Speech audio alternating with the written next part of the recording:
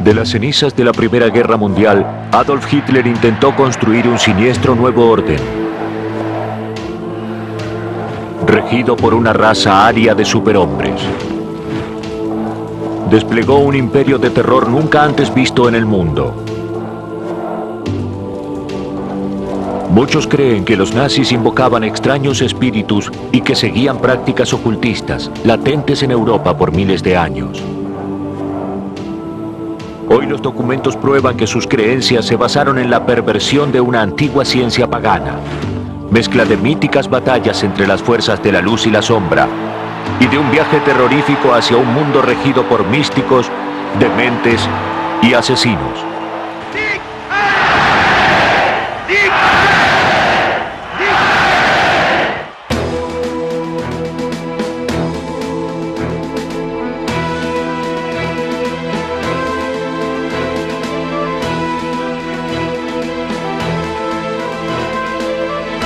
Domingo de Discovery presenta La conspiración nazi, segunda parte. Babelsberg está construido en forma de triángulo con 3 torres en sus esquinas. Alrededor de este diseño básico, Himmler planeaba construir una gran colonia. La aldea debió haber sido demolida. Ellos crearían un gran emplazamiento con sitios interconectados, barricadas, otras torres y un gran muro circular abarcando un área importante, creando nada menos que una especie de Vaticano de la SS.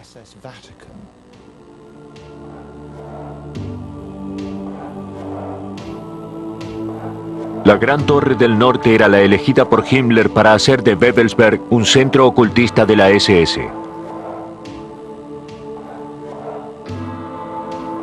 En la base de la torre, Himmler construyó una cripta.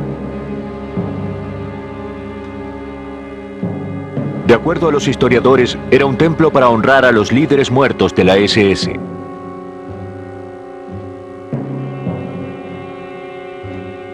El techo abovedado creaba una acústica misteriosa.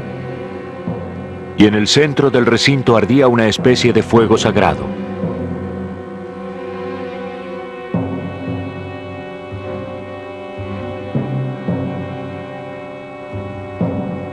Hacia los bordes de la cripta había 12 pedestales, sobre los cuales se colocaron urnas esperando por las cenizas de los generales muertos. Lo que sucedería es que la SS siempre debía tener un liderazgo de 13 personas.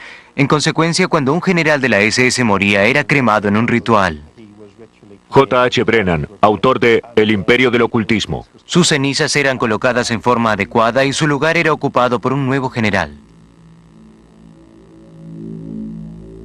En una leyenda, el rey Arturo reunió a los 12 caballeros más valerosos en un gran salón.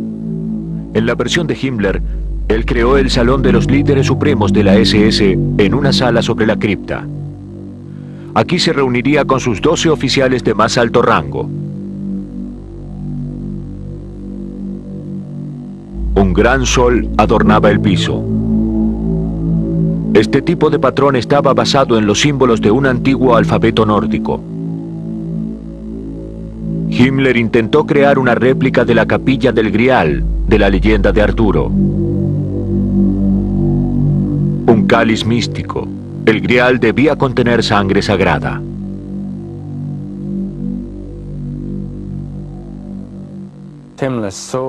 Himmler veía el Grial como un objeto de un inmenso y esotérico poder ocultista y creía que si poseía este objeto físico, la guerra sería ganada con gran facilidad.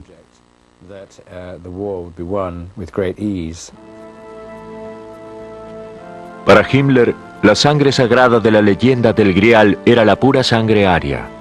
Él creía que ésta poseía una cualidad mágica. Su asesor más cercano sobre la ciencia del Grial era un arqueólogo, Otto Rahn.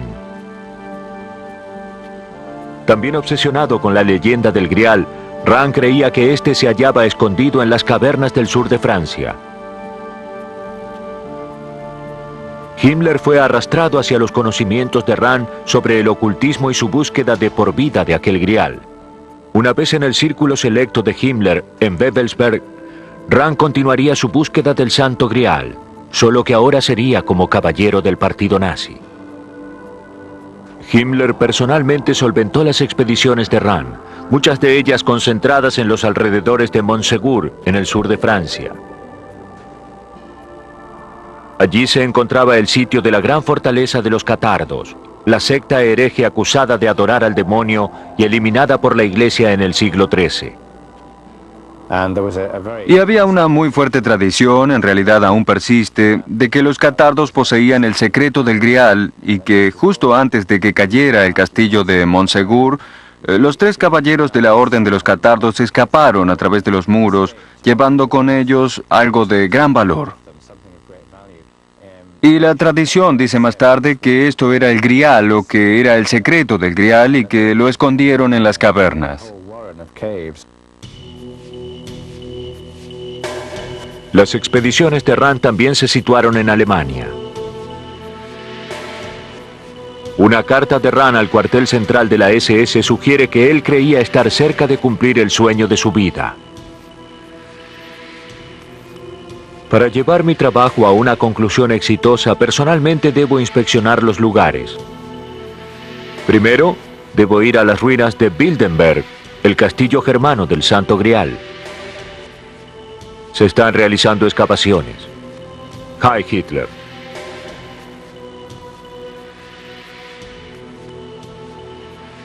Pero Rand nunca fue capaz de conseguir el máximo premio, el cáliz sagrado. En 1939, Otto Rand misteriosamente renunció a la SS. Muchos creen que Himmler ordenó que mataran a Rand una vez convencido de que había fallado en su búsqueda del Grial.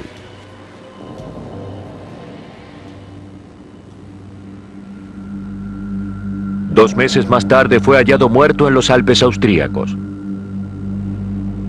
Las causas de su muerte aún se desconocen.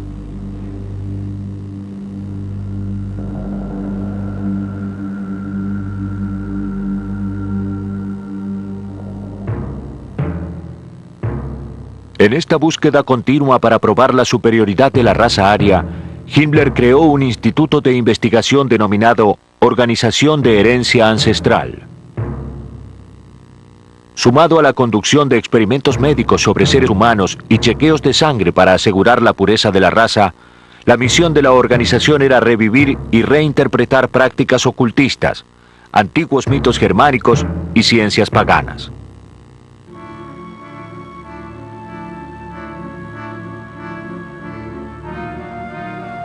Esta película nazi muestra uno de esos rituales. Muchachas danzando alrededor del símbolo nórdico pagano de la guerra y el orden divino. Para controlar todo conocimiento ocultista, Himmler confiscó las bibliotecas y artefactos de toda sociedad ocultista que no estuviera asociada con él. Esto incluía sociedades secretas, como los masones libres, quienes, según creían los nazis, eran una organización de ocultismo creada por los judíos para conspirar contra el pueblo alemán. Mientras Himmler suprimía a ciertos ocultistas, también apoyaba la carrera de otros, como Karl Maria Willigut. En él, Himmler creía haber encontrado la llave para popularizar la antigua tradición pagana en la moderna Alemania. El místico se convirtió en un oficial de alto rango de la SS, una de las posesiones más preciadas de Himmler. Bien, lo interesante sobre Willigut es que ciertamente él es quizá el ejemplo principal de un ocultista en el círculo íntimo y al servicio del Reichsführer de la SS, Heinrich Himmler. Willigut creía ser un descendiente directo de Thor, dios nórdico. Copias de sus papeles halladas en el archivo personal de Himmler revelan que Willigut creía poseer poderes extrasensoriales.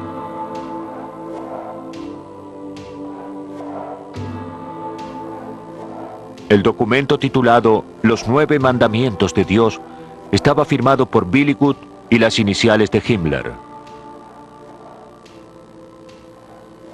Escrito en alemán moderno y en el alfabeto rúnico, sugería que Billygood creía estar usando sus poderes para redescubrir los antiguos ritos y rituales del pasado pagano de Alemania. De acuerdo a la leyenda nórdica, el alfabeto rúnico usado por Billygood había sido dado a la humanidad por Odín, dios supremo de la mitología escandinava.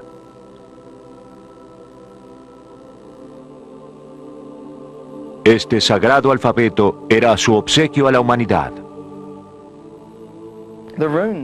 Nigel Pennick, autor de Ciencia Pagana. Las runas posiblemente derivaban de una combinación de antiguos signos tallados sobre piedra en tiempos preliterarios, y en estos alfabetos cada letra tenía su significado.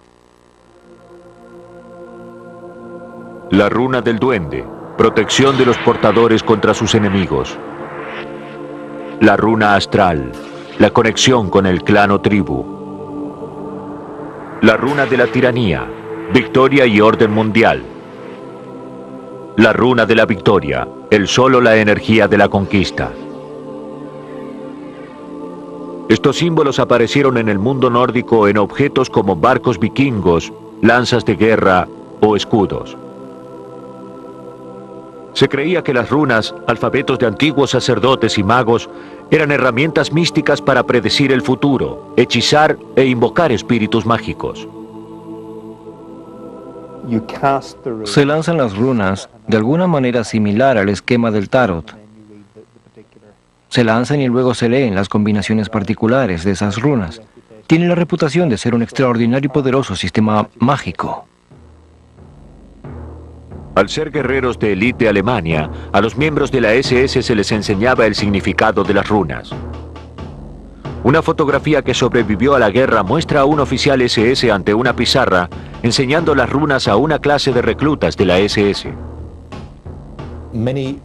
Muchas organizaciones dentro del Tercer Reich tenían su propia runa especial. La SS, quizá la más conocida, por supuesto que usaba la runa de la doble victoria. Estas misteriosas figuras eran colocadas en los hombros y cascos de todos los uniformes de la SS. La juventud de Hitler usó solo una runa de la victoria.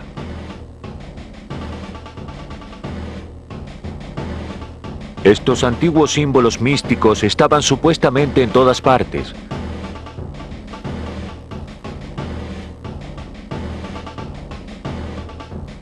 Sirviendo a los alemanes como constante recordatorio de su pasado pagano. Luego de que los reclutas de la SS pasaban su entrenamiento y prestaban juramento, si se trataba de un oficial se le entregaba la daga de la SS, la cual era una suerte de cuchillo de caza con mango negro. Las runas de la SS sobre él, la esvástica, una corona y el águila germana, y esta se sabe era una posesión muy preciada. Grabadas en la daga las palabras, mi honor se llama confianza. Los hombres de la SS recibían la daga en una ceremonia solemne. Todos los miembros de la SS usaban el anillo sello de la SS, pero para su círculo íntimo, la élite de la élite, Himmler personalmente distribuía el anillo de la calavera. Un ex oficial de alto rango de la SS, Wilhelm Hottl, aún recuerda la ceremoniosa ocasión. Wilhelm Hottl, ex oficial de la SS. El anillo tenía grabado nuestro nombre, el mío, por ejemplo, a mi querido Hottl, Heinrich Himmler. Esto estaba dentro del anillo, alrededor de la calavera. Se suponía que simbolizaba la conexión cercana a la SS y a Himmler. En un discurso a los oficiales de la SS instalados en Dachau, Himmler declaró: nunca olviden, somos una orden caballeresca de la cual no se puede renunciar, a la cual uno es reclutado por sangre y en la cual uno permanece en cuerpo y alma.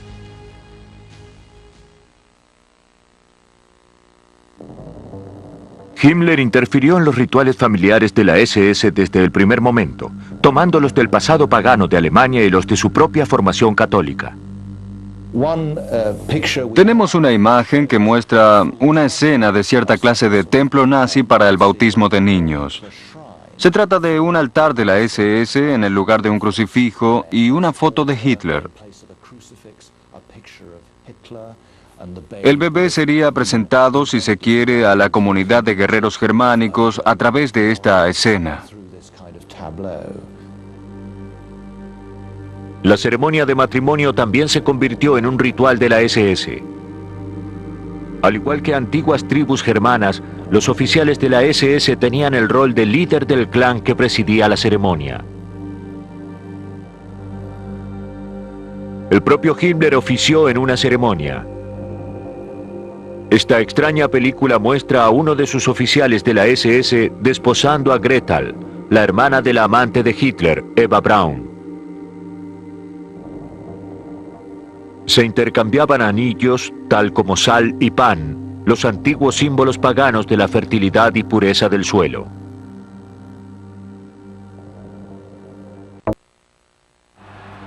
Los años del nazismo fueron marcados por celebraciones tomadas del antiguo calendario germano.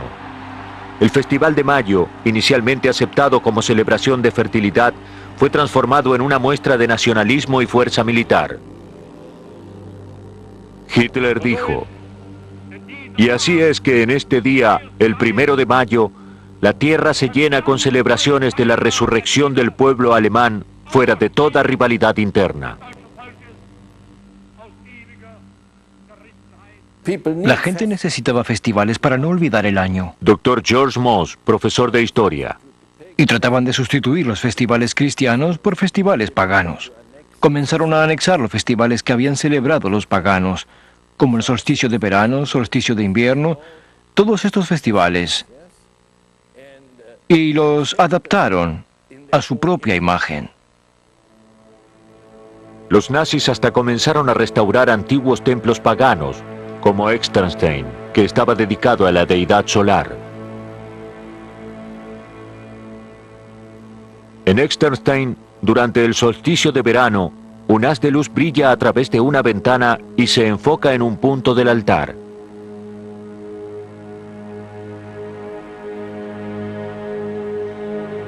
Aunque Externstein era considerado un lugar sagrado para las tribus germanas, está muy lejos de ser el único templo antiguo en aprovechar los movimientos solares.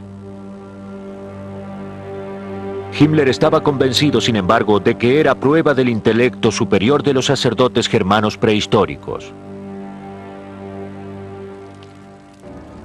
En la Alemania nazi, el festival del solsticio de verano se volvería un rito fascista. Tradicionalmente, los festivales del solsticio de verano eran una celebración de vida y de los poderes del sol.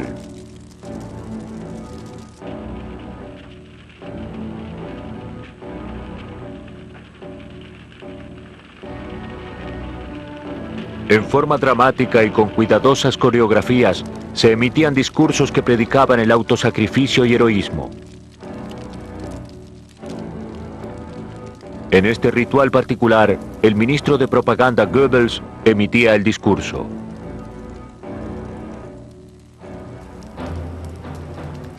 En los tiempos antiguos, la hoguera representaba al ritual de la luz del sol. En la Alemania nazi, eran tributo al Führer.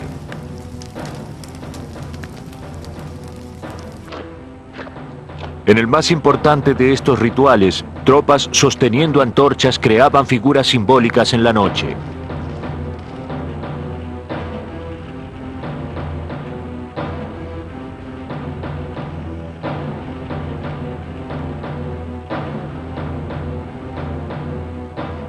Al final del año, la larga noche del solsticio de invierno honraba a los muertos de Alemania. Himmler lo explica en su discurso de Dachau. El solsticio de invierno no solo es el final del año, sino también el festival en el cual uno piensa en los ancestros y en el pasado, en el cual el individuo entiende que es nada, un átomo a ser arrasado en cualquier momento, conectado a la cadena eterna de su linaje por una verdadera humildad.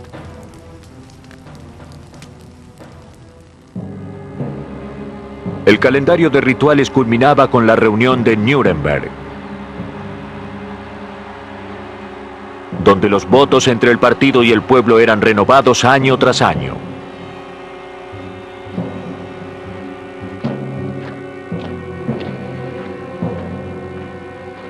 Decenas de miles de nazis uniformados unieron fuerzas.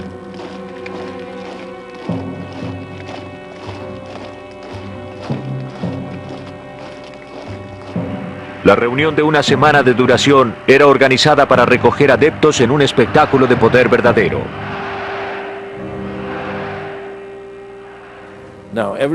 Hoy toda religión tiene sus rituales. Los nazis tenían sus rituales, su gran cantidad de rituales.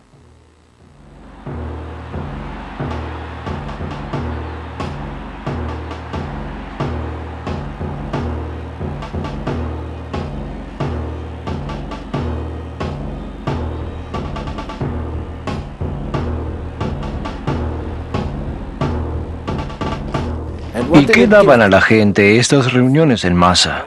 Cuando el comerciante deja su negocio solitario y se une a la multitud en acción, entonces se siente alguien y es feliz.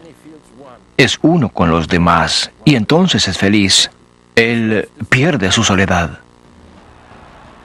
Oh, era grandioso asistir a una reunión, todos los uniformes, y allí había una atmósfera emocionante aún antes de comenzar. Henry Mettelmann, ex miembro de la juventud de Hitler. Se oían canciones y luego repentinamente se anunciaba la llegada del Führer. El Führer está llegando. Y luego se lo veía caminando hacia el estrado y se oían los gritos Heil, Heil, Heil.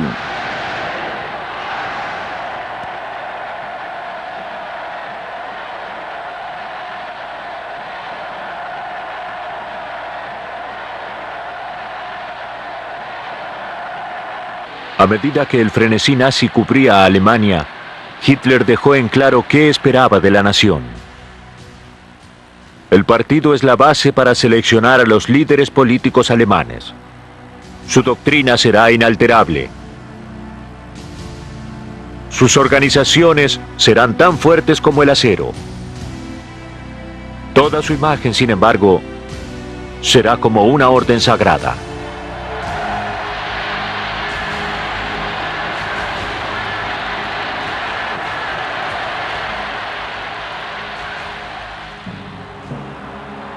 Las reuniones nazis en masa eran organizadas cuidadosamente para establecer una manifestación emocional, irresistible, que evocaba un fervor religioso.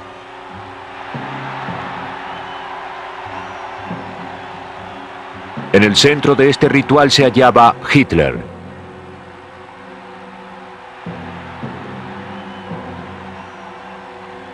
Todo se construía para hacer que Hitler se viera como una divinidad, como un mesías.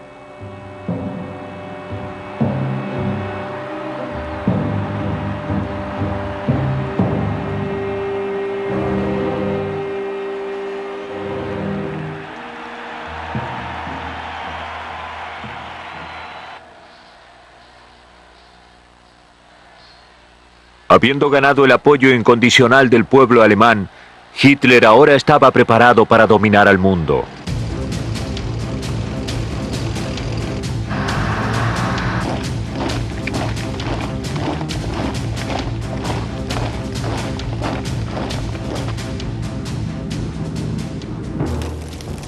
Desde el comienzo de la guerra en 1939, país tras país caía ante los nazis.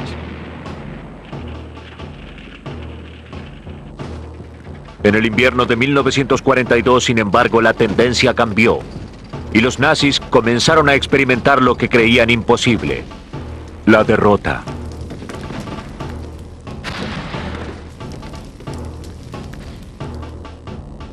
Mientras los esfuerzos en la guerra de los nazis crecían más y más desesperadamente, expandieron el uso de las ciencias ocultistas, tanto para búsqueda y rituales como para fundamentar decisiones militares. Ciertos miembros del comando naval alemán se convencieron de que los aliados ya empleaban fuerzas místicas para librar la guerra contra Alemania.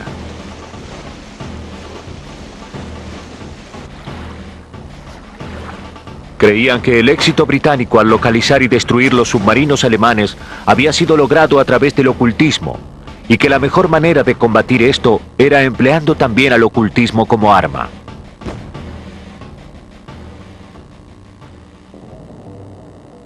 Esto llevó a Himmler a crear una institución ultra secreta dedicada a la antigua práctica ocultista de la utilización del péndulo.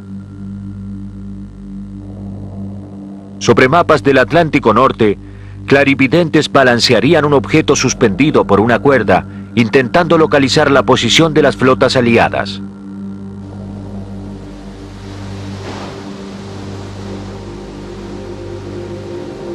Se enviaban las misiones de los submarinos alemanes de acuerdo a los resultados.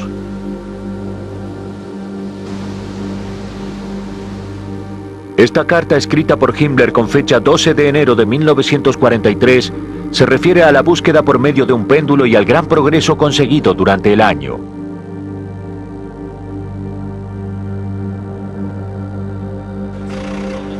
Las artes ocultistas más comunes empleadas por los nazis fueron la astrología y la profecía, aunque fueron planeados de dos maneras distintas. Rudolf Hess y Heinrich Himmler realmente creían en el ocultismo y lo usaron para tomar decisiones políticas. Pero Joseph Goebbels, cabeza del Ministerio de Propaganda, deseaba usar el ocultismo solo para propósitos propagandísticos, para manipular a la gente y socavar la moral de los aliados. Goebbels pronto conoció una gran fuente de conocimiento místico, las predicciones de Nostradamus. Uno de los más célebres visionarios de todos los tiempos, Nostradamus finalizó su obra maestra de la profecía en 1555. El libro contiene agudas referencias de una crisis en Gran Bretaña y Polonia en el año 1939, el año en que la Alemania nazi invadió Polonia, cerca de 400 años después de que Nostradamus escribiera su libro. Para Goebbels, Nostradamus era una perfecta herramienta propagandística, cuyo trabajo podía ser interpretado como la predicción de una gran victoria en el futuro de Alemania. Las profecías de Nostradamus están escritas en poemas de 4 líneas llamados cuartetos. Son tan densos y esotéricos que pueden ser interpretados en muchas maneras diferentes. Para interpretar al profeta francés, Goebbels contrató al reconocido astrólogo y experto en Nostradamus, Karl Ernst Kraft. Goebbels había adoptado un cuarteto en particular que parecía referirse directamente a Hitler, y rápidamente llegó a formar parte de la mística de los líderes nazis. Charles Harvey, astrólogo. Es un cuarteto muy famoso que contiene la palabra Hister. Todos decían que esa persona era Hitler. Goebbels expresó en su diario su entusiasmo cuando Bern, un miembro de su personal, comenzó a formular un plan para utilizar la profecía. 19 de mayo de 1942. Bern presentó un plan de propaganda ocultista para ser llevado a cabo por nosotros. Estamos llegando a algo. Los americanos y los ingleses caen fácilmente ante este tipo de propaganda. Por ello estamos persuadiendo a servir a todo testimonio sobre profecías ocultistas. Nuevamente Nostradamus debe someterse a ser citado. La creación de falsas profecías y misticismo fraudulento para influenciar al enemigo fue conocida como propaganda negra.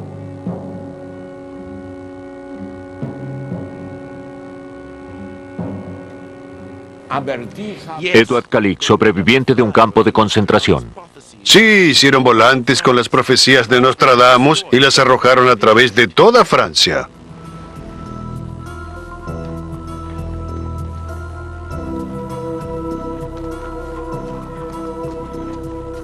La inteligencia británica descubrió el engaño y, reconociendo el potencial de la propaganda, comenzó a emprender su propia campaña de Nostradamus. Los británicos produjeron un volumen de 50 profecías falsas de Nostradamus. Nick Campion, presidente de la Asociación Astrológica Británica.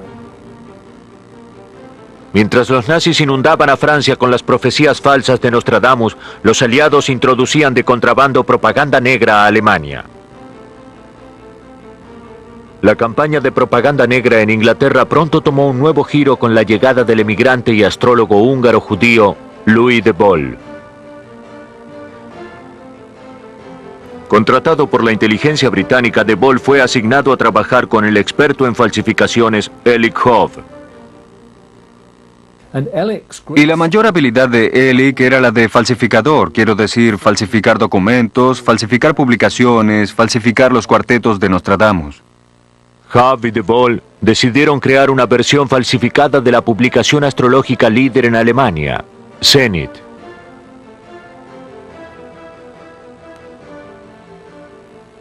Produjeron 2 ediciones en 1943. En ellas intentarían y harían pronósticos que socavarían la moral alemana. La falsificación británica, el Zenit, sin embargo, contenía un error evidente. Incorrectamente titularon a la publicación Der Zenit en vez de Zenit, su verdadero título. La astrología y el espionaje pronto se estrellarían contra lo que aún hoy muchos consideran es el incidente más extraño de la Segunda Guerra Mundial. Cuando Rudolf Hess, el Führer suplente y uno de los más cercanos amigos de Hitler y consejero, realizó un sorprendente vuelo a Escocia. La idea de Hess de realizar el viaje comenzó con su creencia de que los británicos, una raza nórdica, simpatizarían con la causa aria y podrían ser persuadidos de aliarse a los alemanes si solo Churchill fuera derrocado. Uno de los consejeros de Hess, Karl Haushofer, reforzó esta idea al contarle a Hess sobre un sueño que tuvo.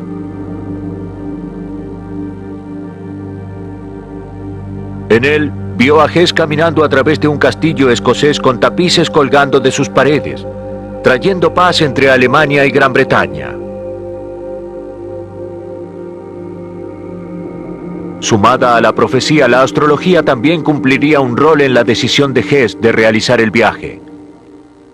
Rudolf Hess, junto con Himmler, era probablemente el nazi líder más interesado en la astrología. Él aceptaba totalmente. Su amigo íntimo y astrólogo, Ernst Schutt Strathaus, elaboró un horóscopo para el Führer suplente que revelaba una disposición auspiciosa de los planetas. El 10 de mayo de 1941 había una formación astronómica poderosa particular. Básicamente había 6 planetas en Tauro y una luna llena exactamente en el lugar opuesto del zodíaco, en Escorpio.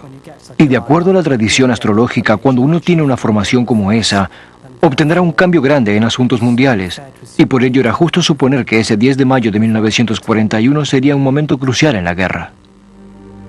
Siempre hubo dudas sobre el efectivo viaje de Hess a Escocia basado en consejos astrológicos. Sin embargo, documentos descubiertos recientemente escritos por Hess desde la prisión en Inglaterra incluyen una carta a su madre. En ella le pide certificar 2 documentos por un notario: un expediente del sueño de Karl Haushofer y el horóscopo elaborado por Schutt Strathaus.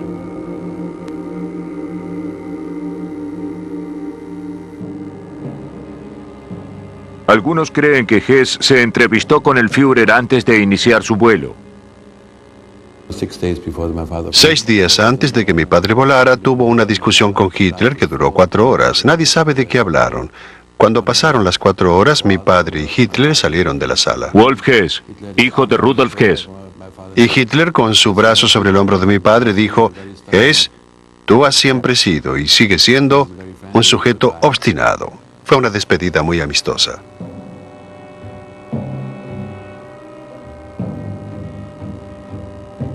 Cualquiera que hayan sido las palabras entre Hitler y Hess, a las 17:45 del 10 de mayo de 1941, Hess subió al avión de caza Messerschmitt y despegó hacia Escocia. Su plan era encontrarse con el duque de Hamilton, un hombre al que había conocido a través de Karl Haushofer.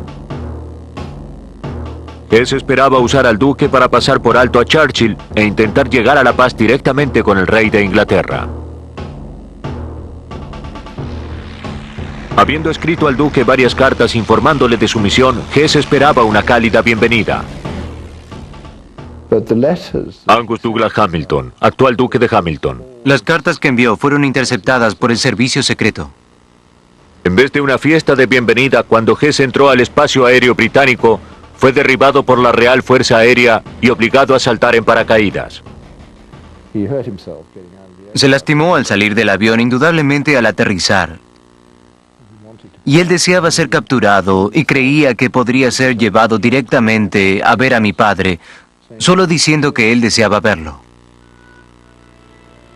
Hess fue descubierto por una familia escocesa en la granja en donde el avión se estrelló. Hess afirmó tener un mensaje muy importante para el duque de Hamilton. Pero al principio ellos se rehusaron a creer que el hombre que se arrojó en paracaídas en sus tierras era el Führer suplente del Tercer Reich. A mi padre se le dijo que un piloto alemán había aterrizado y pedía ver al duque de Hamilton. Mi padre fue y vio al prisionero que se presentó como Hess. Fue divertido porque mi padre fue a ver a Churchill, el gran hombre, quien descansaba y se preparaba a ver una película de los hermanos Marx aquella noche. Churchill parecía incrédulo sobre esto. Creo que sus palabras fueron: ¿me dices que el Führer suplente está en nuestras manos? Y cuando mi padre dijo: creo que este es el estado de las cosas, él dijo: bien, Hess o no Hess, aún así miraré la película de los hermanos Marx. La extraña reacción de Churchill hacia el vuelo de Hess aún permanece sin explicación. Mucha información sobre el extraño evento de mayo de 1941 está clasificada en los archivos de guerra británicos. La reacción del Führer también continúa siendo enigmática. Peter Padfield, historiador. La reacción de Hitler por el vuelo de Hess fue una de sus mejores actuaciones. Hizo una tremenda representación de sorpresa, impacto, horror y todo lo demás. Cuando pareció que la misión de Hess había fallado, entonces toda la propaganda decía que Hess era un demente solitario. Él hizo esto por su cuenta. Tú sabes que le faltaba un tornillo. Hitler culpó por todo lo ocurrido a Hess y al Consejo de los Astrólogos de Hess. En respuesta, el Ministerio de Propaganda nazi proclamó un edicto llamado Acción Hess, que prohibía la práctica pública de cualquier ciencia ocultista, incluyendo la astrología. Como resultado, se pusieron severos sobre las actividades de los astrólogos, quienes fueron finalmente reunidos por la Acción Hess un mes después del vuelo de Hess. Arrestaron a todos los prominentes astrólogos conocidos y fueron llevados a interrogatorio. Los astrólogos arrestados bajo la Acción Hess fueron tratados de diferente manera, dependiendo de su utilidad al Reich. Aquellos que ya trabajaban para Himmler fueron liberados inmediatamente y se les permitió continuar con su trabajo. Durante este tiempo, Himmler se contactó con uno de los astrólogos líderes de Alemania, Wilhelm Wulff. Él fue arrestado junto con los otros astrólogos. Wulff acostumbraba a elaborar los horóscopos de sus guardias. Luego Wulff comenzó a elaborar horóscopos para el general Schellenberg, quien era la cabeza de la contrainteligencia bajo Himmler. Walter Schellenberg era el jefe del servicio político secreto, que era parte de la SS. Él fue mi jefe y mi amigo. Schellenberg no creía en la astrología, pero hacía uso de ella. Wilhelm Hertel, ex oficial de la SS. Cuando quería discutir algún tema con Himmler, él decía que un astrólogo había vaticinado ese tema. En 1943, Wulff vaticinó que Hitler sobreviviría a un gran peligro el 20 de julio de 1944, que caería enfermo en noviembre de 1944 y que moriría de una manera misteriosa antes del 7 de mayo de 1945. Con estas predicciones como argumento, Wulff se convirtió en el astrólogo personal de Himmler y uno de sus auxiliares de mayor confianza. Todas estas predicciones se cumplieron.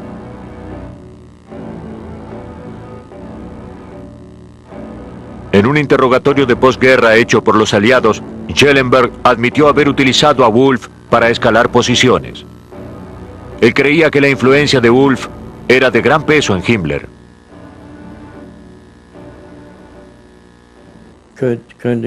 Cuando yo estaba con Schellenberg, aún en prisión durante los procedimientos en Nuremberg, hablábamos de ello y Schellenberg estaba muy orgulloso de haber influenciado a Himmler a través de Wolf. Según el interrogatorio de Schellenberg, durante las últimas semanas de la guerra, Himmler se obsesionó con un golpe maestro, cuando las estrellas sugirieron que él podría derrocar con éxito al Führer.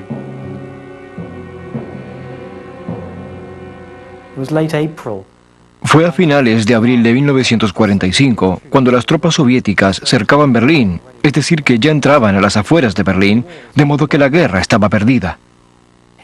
Himmler recordó una conversación que había tenido con Wolf, en la que Wolf le contó que parecía que habría desastres para Alemania en 1945.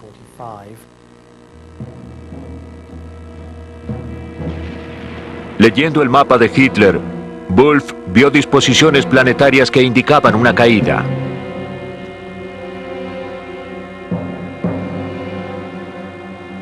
Wolf y Schellenberg continuaron incitando a Himmler para derrocar a Hitler e instalarse como el líder del Reich.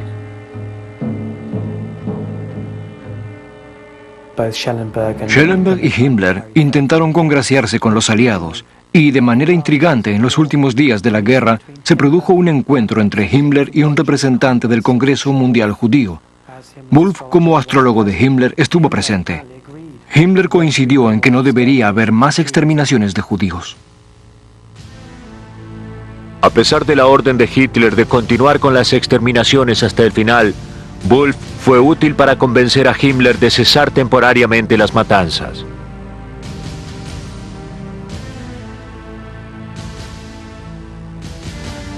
Habiendo tomado esta acción, parecía que Himmler estaba listo para lanzar su golpe maestro. Pero finalmente, su temor y la lealtad al Führer impidieron que tomara el poder.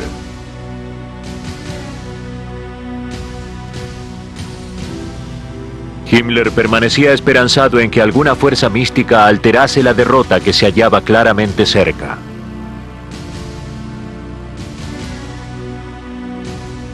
Himmler también estaba muy interesado en los paralelos históricos entre la situación a mediados de los 40 y los períodos históricos previos. Himmler reflexionó sobre la Gran Guerra Alemana previa con Rusia, la Guerra de los 7 años entre Federico el Grande de Prusia y los rusos. Se dice que la suerte cambió cuando la zarina rusa Elizabeth murió. En abril de 1945 el presidente Roosevelt murió y Himmler tomó esto como un signo de que la historia se repetiría y Alemania sería salvada.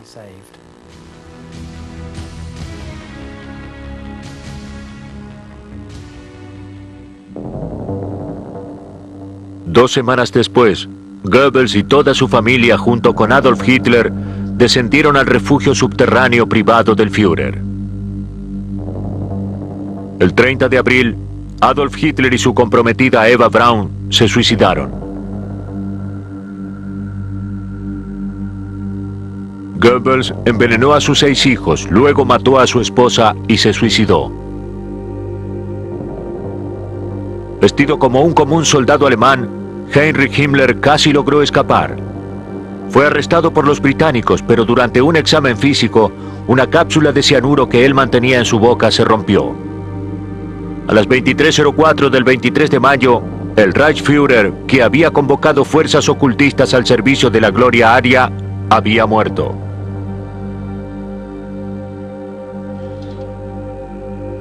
En noviembre de 1945, varios superiores nazis fueron llevados a juicio por los aliados en Nuremberg.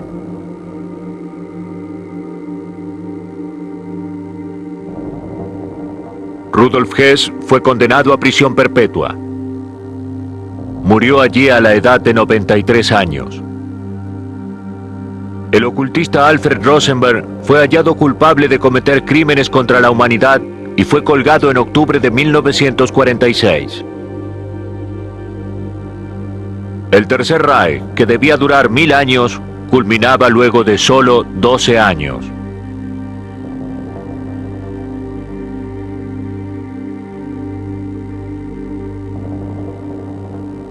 Casi 50 millones de personas murieron.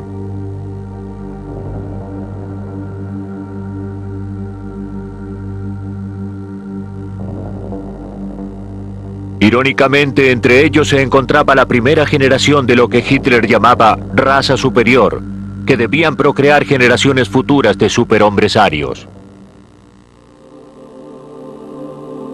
A través de la historia, la mitología tuvo una influencia poderosa sobre la mente humana. Todas las culturas han sido llevadas por los mitos. Sin embargo, en la Alemania nazi, la unión de finalidades políticas con la mitología corrupta llevó a una perversidad sin paralelo en la historia.